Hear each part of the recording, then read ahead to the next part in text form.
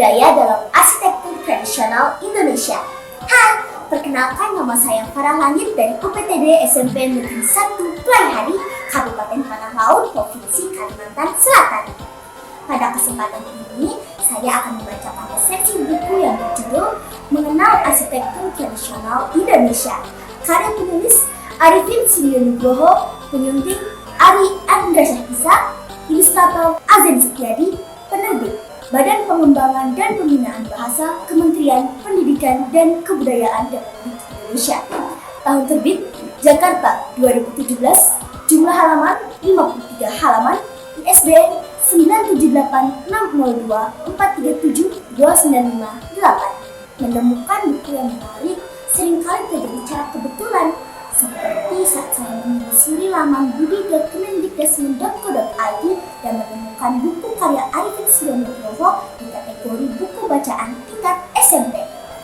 Sebuah buku yang membahas tentang keunikan bangunan-bangunan kuno, seperti misalnya Candi Borobudur dan Masjid Agung Demak. Kemudian di dalamnya membahas pengaruh akulturasi budaya yang membentuk kekayaan arsitektur Nusantara.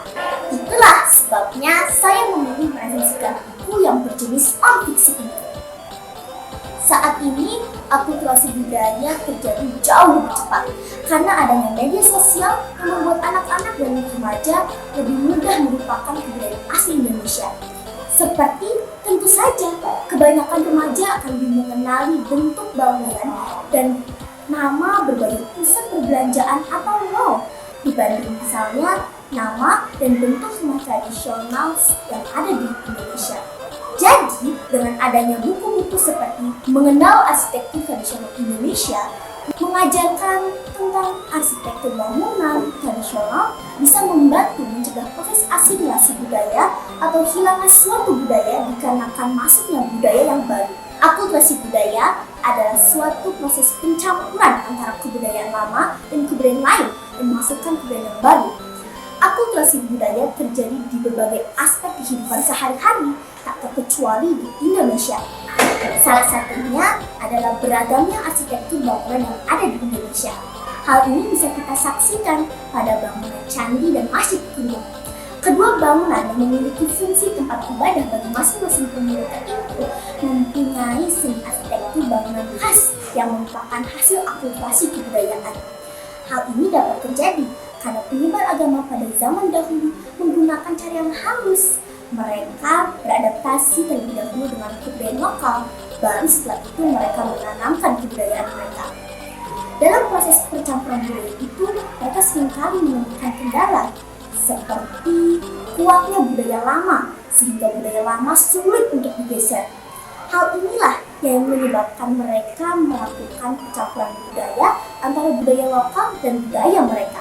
Tulisan Arifin Suryunugroho ini adalah buku yang syarat dengan informasi mengenai sejarah, masuk ke budaya Hindu, Buddha, dan Islam ke Indonesia yang dikaitkan dengan arsitektur bangunan tempat ibadah.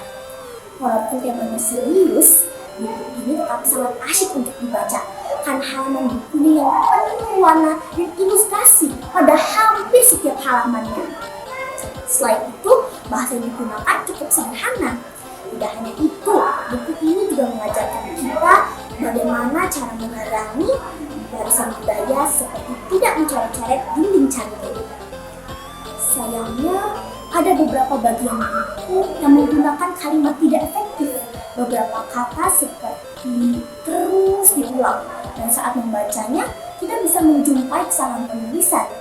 Ilustrasi di beberapa halaman memiliki warna yang sama dengan huruf yang dipakai, sehingga tulisannya sulit untuk dibaca.